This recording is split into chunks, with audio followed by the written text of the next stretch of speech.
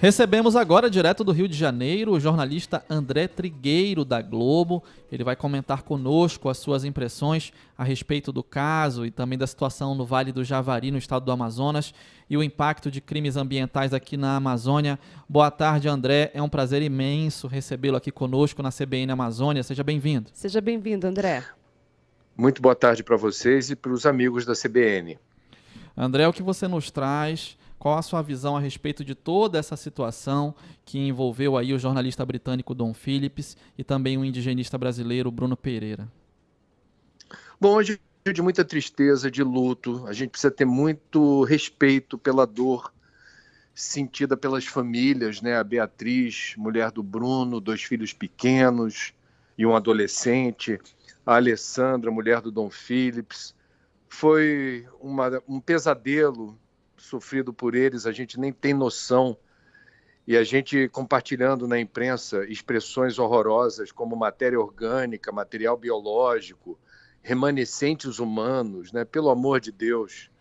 Então, em primeiro lugar, reconhecer a brutalidade desse crime, algo realmente que não deveria acontecer e não aconteceria se todos os alertas que foram dados, se todas as que partiram do Bruno em direção ao Ministério Público Federal, em direção à Prefeitura de Atalaia do Norte.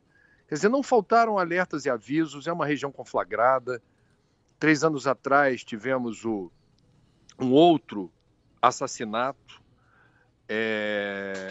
do Maxiel, funcionário da FUNAI, 2 tiros na nuca. Abriu-se inquérito, Polícia Federal investiga, não chegou a conclusão nenhuma.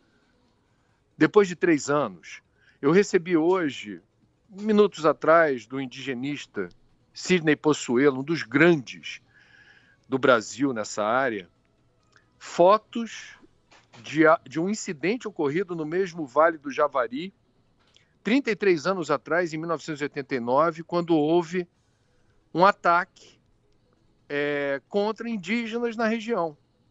Indígenas que têm esse perfil de indígenas isolados e que têm essa questão desrespeitada pela própria FUNAI, que não está presente com recursos humanos e materiais nas proporções devidas. É a segunda maior terra indígena do Brasil depois do Yanomami.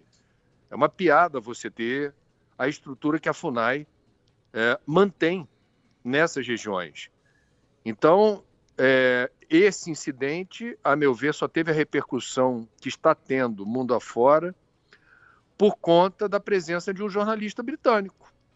Quer dizer, não fosse Dom Phillips, um jornalista que já prestou excelentes serviços para alguns dos mais importantes veículos de imprensa do mundo, provavelmente teríamos, e é muito doloroso reconhecer isso, a mesma situação vivida pelo Maxiel 3 anos atrás.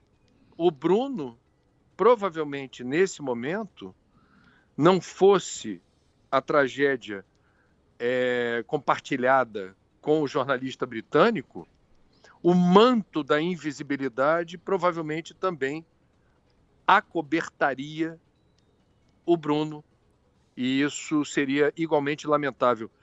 O Brasil precisa virar a página, gente. Não dá para a gente continuar vendo esse gênero de crime acontecer. Exatamente, viu, André? De fato, as mortes aqui na região amazônica, são rotinas, né, de pessoas que estão à frente, que estão denunciando, inclusive, esses crimes. E, realmente, como você bem colocou, né, teve toda essa repercussão porque a gente tinha, de fato, um jornalista britânico aqui no exercício da sua profissão e que, infelizmente, acabou sendo brutalmente assassinado. Mas isso é algo que acontece, como disse anteriormente, rotineiramente aqui na Amazônia. E a morte, esse evento super trágico que aconteceu com os dois, né, tanto com o Bruno quanto com o Dom Phillips, tem aí no fundo de pano toda essa crise que a gente vivencia aqui na Amazônia, né, com vários tipos de crimes de toda a ordem, né, vários tipos de ilegalidades, e que muitas vezes não, né, acabam sendo negligenciadas aí pelo poder público.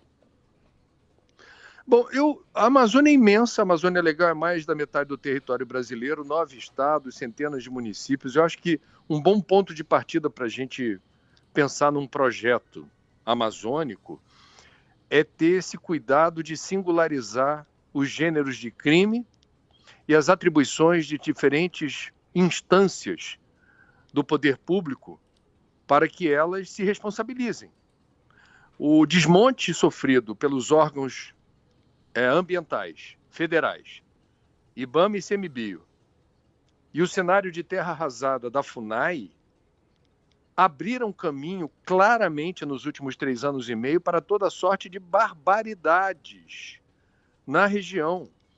A sensação de impunidade, o livre trânsito de garimpeiros ilegais, toda a dificuldade de você diante, por exemplo, daquele escândalo da apreensão de madeira pelo superintendente da Polícia Federal no Amazonas, o Alexandre Saraiva, que pagou um preço por fazer o que se espera de alguém que rastreia crime e que foram protegidos os criminosos pelo antiministro na época, Ricardo Salles, do Meio Ambiente. Bruno Pereira, nunca é demais lembrar, foi exonerado de um cargo importante na FUNAI, coordenador de povos isolados, lá na região do Vale do Javari, pelo então secretário executivo do ministro da Justiça, Sérgio Moro, no ano de 2019, após uma operação bem-sucedida, não no Vale do Javari, em outra parte da região, implodindo balsas usadas por garimpeiros ilegais. Em vez de ser promovido, ele foi exonerado. Então, o que a gente está vendo no Brasil é a inversão de valores e princípios. O servidor público lotado na FUNAI, no IBAMA ou no ICMBio, que cumpre magistralmente o seu papel de servidor público, a gente está falando de servidores concursados, é gente que representa os interesses do Estado brasileiro, são punidos quando fazem a coisa certa. E quem ascende aos cargos de chefia, ao que parece, não tem o compromisso de seguir a cartilha da lei e da ordem.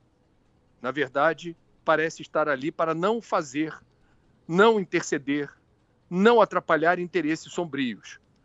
É uma fase sombria da gestão pública no Brasil. André, é possível correlacionar esses 2 casos que nós tivemos agora e o do Maxiel, que você nos relembrou aí 3 anos atrás, com garimpo ilegal, extração ilegal de madeira, narcotráfico na Amazônia?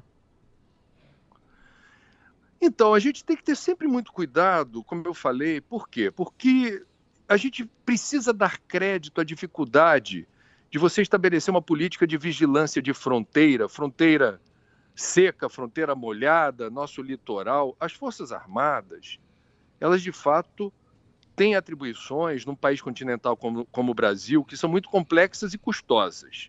Então eu quero dar esse crédito à dificuldade de você implementar uma política 100% eficiente. É muito complicado. Agora, o que me causa estranheza é quando a gente vê notas assim Teve uma nota ontem da Polícia Federal e existem outras declarações ligadas a diferentes departamentos da área de defesa, falando das dificuldades logísticas e do problema de custos. Essa desculpa não cola.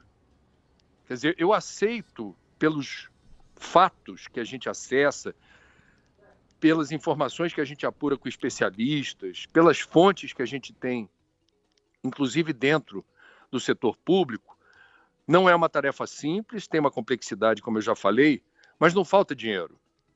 O orçamento da defesa é o maior do Brasil. O Ministério da Defesa tem o maior orçamento em valores monetários do Brasil.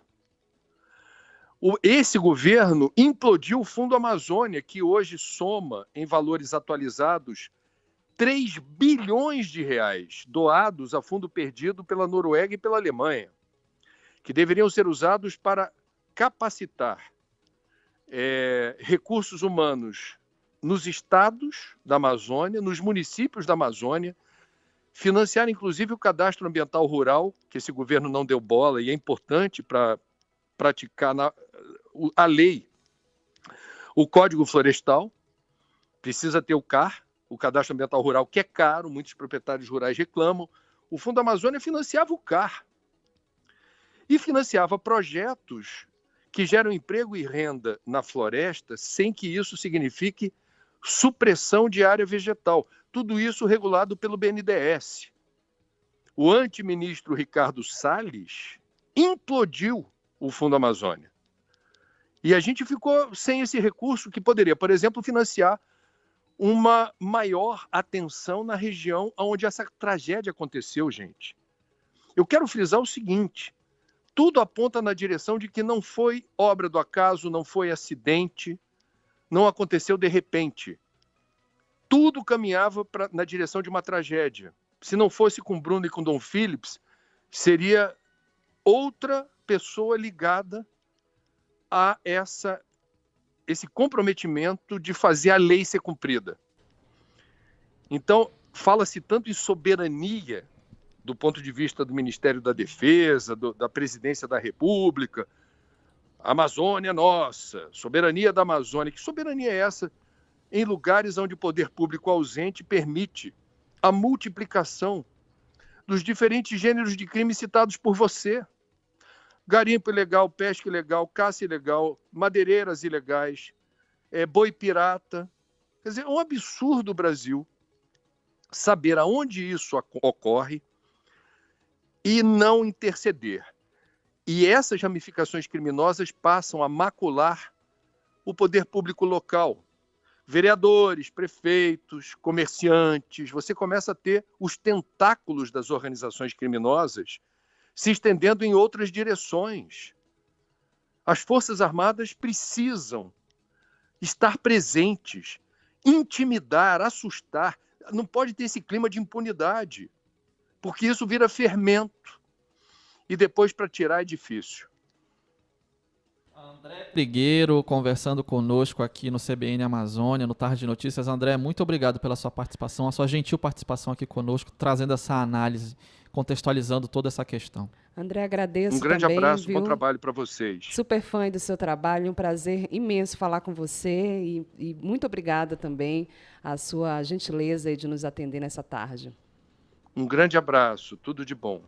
Um abraço para você também. Agora, 4h58. Eu acho, Daniele, que diante desse cenário, desse contexto que o André nos trouxe, né, cabe a reflexão nossa, amazônidas, sobre a Amazônia que queremos, né? Exatamente, né, Israel Pegado? É essa Amazônia que a gente quer, de impunidades, de crimes ocorrendo aqui no nosso território de toda a ordem, os nossos recursos naturais sendo levados daqui da pior forma possível, ou melhor, da mesma forma que sempre foi desde a nossa ocupação. Enfim, eu acho que vale a pena realmente essa reflexão. O André trouxe isso muito bem, o crime na Amazônia, o crime no campo, né, a disputa por terras, o assassinato de pessoas que lutam pela causa de quem está lá, de quem está nessas localidades, é algo que é comum aqui na nossa região. Isso que aconteceu com o Dom Phillips e com o Bruno ganhou toda a repercussão que ganhou, porque se trata de, enfim, né, de um repórter aí extremamente qualificado, de renome internacional, mas a gente tem todos os dias isso acontecendo aqui na região, pessoas que lutam pela causa sendo assassinadas, e é importante que a gente tenha essa visibilidade, né? Foi muito trágico tudo isso que aconteceu, mas é importante que a gente tenha essa visibilidade para essa crise, né, que estamos vivenciando aqui, porque a Amazônia, não se enganem, ela está sob ataque. É verdade. E aqui na CBN Amazônia o nosso papel é exatamente esse, é refletir, é debater e levar até você as informações para que você também contextualize esse cenário, que você perceba toda essa questão. A gente informa para gerar reflexão. O Tarde de Notícias vai ficando por aqui. Programa com operação de áudio do Márcio Cavalcante, a produção de Pedro Valdez e Rafael Rocha, a gerência de conteúdo e programação de Daniele Pires e a direção de jornalismo do Paulo Fernandes. Apresentação: Israel Pegado e Daniele Gomes. Agradeço a você, ouvinte, que nos acompanhou até aqui. Agradeço também ao Israel Pegado, que, enfim, dividiu essa bancada comigo nesse feriado de quinta-feira. E amanhã a gente volta. Amanhã estaremos por aqui novamente, né, Israel? É verdade, Daniele Gomes, muito obrigado pela companhia sua também, ouvinte e internauta que esteve conosco aqui na CBN Amazônia. A gente vai agora com informações para você diretamente de São Paulo. Muito obrigado pela companhia.